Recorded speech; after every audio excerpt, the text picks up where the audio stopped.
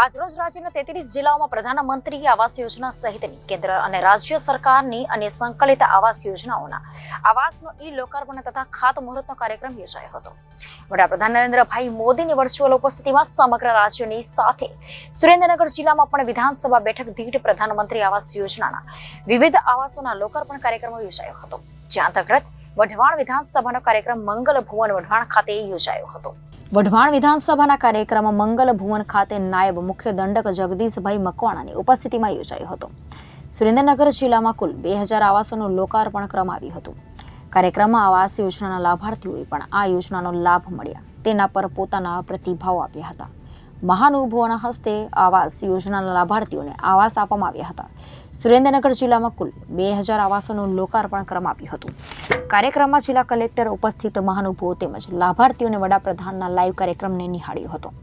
જિલ્લાની અન્ય વિધાનસભા બેઠક પર પણ આ કાર્યક્રમ યોજાયો હતો, જેમાં ચોટીલા વિધાનસભાનો કાર્યક્રમ એપીએમસી ચોટીલા, ધાંગધ્રા વિધાનસભાનો કાર્યક્રમ એપીએમસી હળવદ, દસાડા વિધાનસભાનો કાર્યક્રમ સૂરજમલજી હાઈસ્કૂલ પાટડી, લીંબડી વિધાનસભાનો કાર્યક્રમ એપીએમસી સાયલા, જેમાં તે વિસ્તારના ધારાસભ્ય ઉપસ્થિત રહ્યા હતા।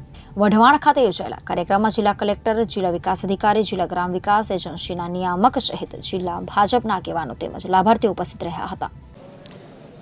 આજે વિશ્વના સર્વાધિક લોકપ્રિય નેતા અને ભારતના આદરણીય પ્રધાનમંત્રી નરેન્દ્રભાઈ મોદી સાહેબના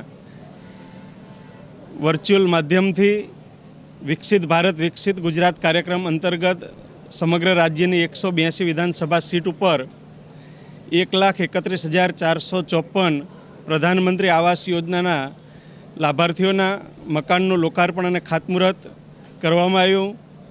સાથે સાથે રાજ્યના માનનીય મુખ્યમંત્રી શ્રી ભૂપેન્દ્રભાઈ પટેલ સાહેબે બનાસકાંઠા જિલ્લામાંથી ડીસા મુકામે આ કાર્યક્રમનો શુભારંભ કરાવ્યો અને એના ભાગરૂપે સુરેન્દ્રનગર જિલ્લાની 5 વિધાનસભામાં પણ આજે 2000 જેટલા ગરીબ અને મધ્યમ પરિવારના લોકોને પોતાના ઘર એનું સ્વપ્ન સાકાર થયું છે।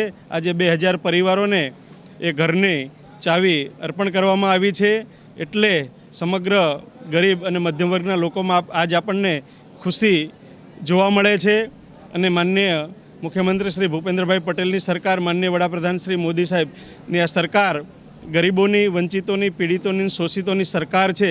સમગ્ર રીતે સરકારની વિવિધ કલ્યાણકારી યોજનાઓનો લાભ છેવાડાના માનવી સુધી પહોંચે એ પ્રકારના તમામ પ્રયત્નો થઈ રહ્યા છે।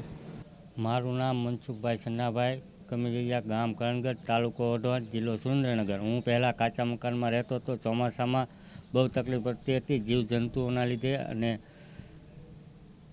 વરસાદના લીધે વધારે તકલીફ પડતી હતી। પછી આ મકાન બનાવવાથી ફાયદો થયો કે હવે કંઈ તકલીફ પડતી નહીં, ચોમાસામાં પણ શાંતિથી છોકરા બેસી શકે, સૂઈ શકે, તેથી હવે સારું છે। 1,20,000ની સહાય મળેલ છે મને।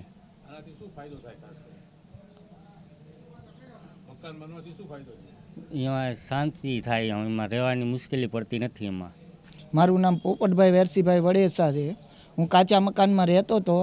ચોમાસામાં તકલીફ પડતી હતી, રાંધવા ટાણે તકલીફ પડતી હતી, જીવજંતુની તકલીફ પડતી હતી અને આ મોદી સાહેબના કહેવાથી પાકું મકાન બની ગયું, તેનાથી મને ઘણી રાહત રહી છે। શું ફાયદો થયો?